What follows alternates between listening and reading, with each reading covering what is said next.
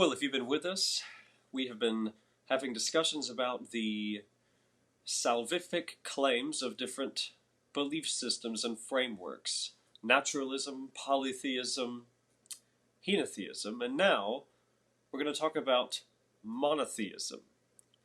A world governed by one supreme, sovereign, personal God is not only more coherent than its polytheistic or impersonal alternatives, but also it is more livable than these. For when the human soul is brought face to face with evil, pain, and death, especially of a loved one, only monotheism offers a practical horizon of hope.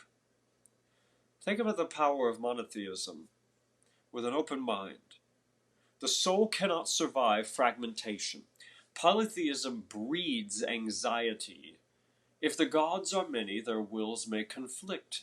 If salvation depends on appeasing each, then peace becomes impossible.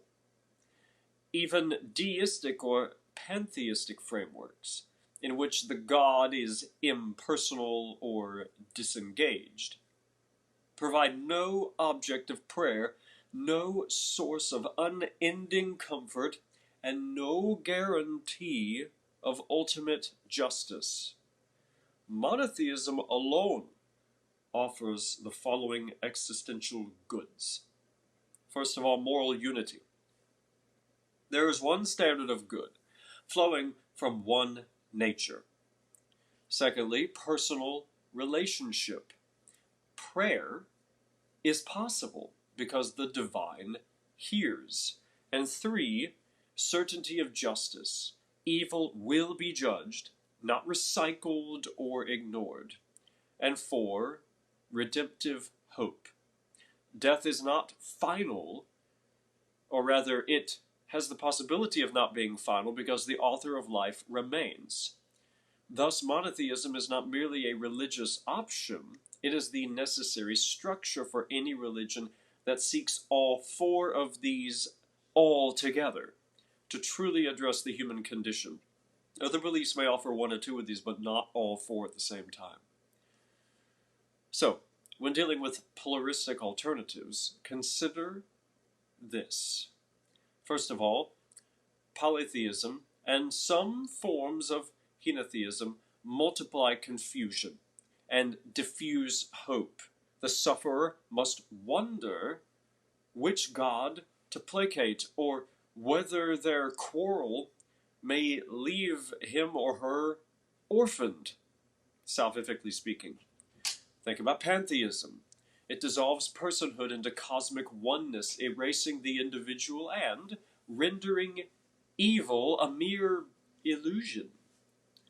Think about deism. This removes God from the world that he made, leaving man to suffer alone, unheard and unaided.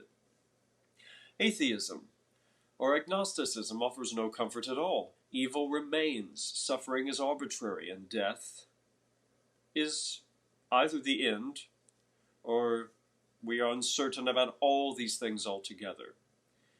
And thus, monotheism seems to be superior. Remember these 4 key points that we mentioned earlier. Again, many belief systems that differ and are not monotheistic may grant 1, 2, or 3 of them, but all 4 are necessary to provide the certainty that we're hoping for.